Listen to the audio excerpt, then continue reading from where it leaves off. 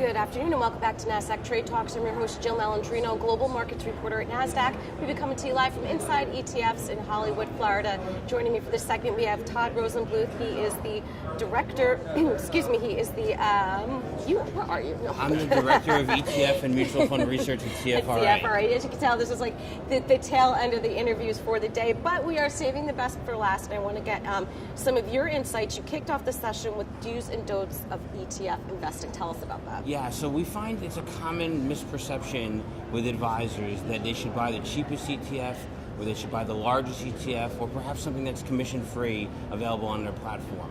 And we highlighted a number of examples where there are ETFs that sound like they're offering the same exposure, and there's 300, 400, even 2,000 basis points difference in the performance record in 2018. You really can have a real differential in which ETF you choose. You really need to know what's inside the portfolio. Right. Well, what are some of the other compelling topics that you're hearing from the panels? Because there seems to be some discernible themes even in just day two of the conference. Yeah, one of the things we picked up on, which was piggybacking off of where the money went in 2018, is actively managed ETFs. Yes. That's an area that has long been focused on mutual funds in the active management world. People tend to think of index-based ETFs and actively managed mutual funds. But we've got a number of higher profile firms that have entered the ETF landscape in recent years. You've got Legg Mason, you've got Davis, you've had PIMCO doing this for a number of years in the fixed income space, JP Morgan. A number of these firms are out there. These are heavyweights within the asset management industry. They're now here in the ETF land too. Well, that's encouraging to hear for sure. What about multi-factor? That seems to be breaking out as well. Yeah, so in 2018, a lot of money went into multi-factor oriented ETFs. These are combining things like quality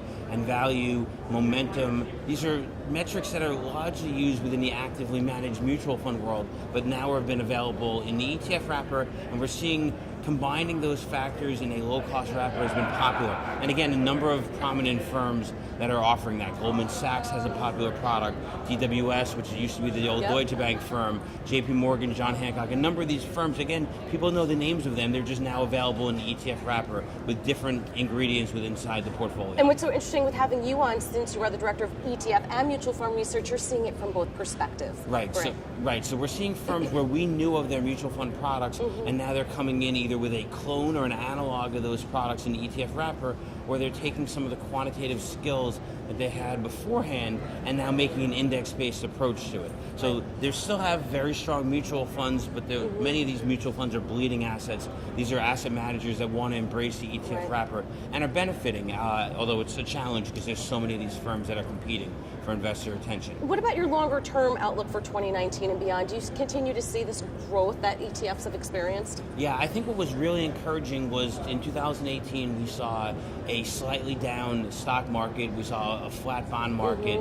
and yet we saw the second biggest year of ETF adoption, second biggest year of flows. Money went in, not chasing performance, but because more investors and advisors are embracing the ETF wrapper. If we have an up market like we've seen to start 2019, if that is prolonged, then that's going to be all the more encouraging. Investors are going to use ETFs as a vehicle of choice instead of either mutual funds or just stocks. All right, Todd, awesome insight. Thank you so much for joining us. My pleasure. And thank you for joining me throughout the day from Inside ETFs. I'm Jill Malandrino, Global Markets Reporter at Nasdaq.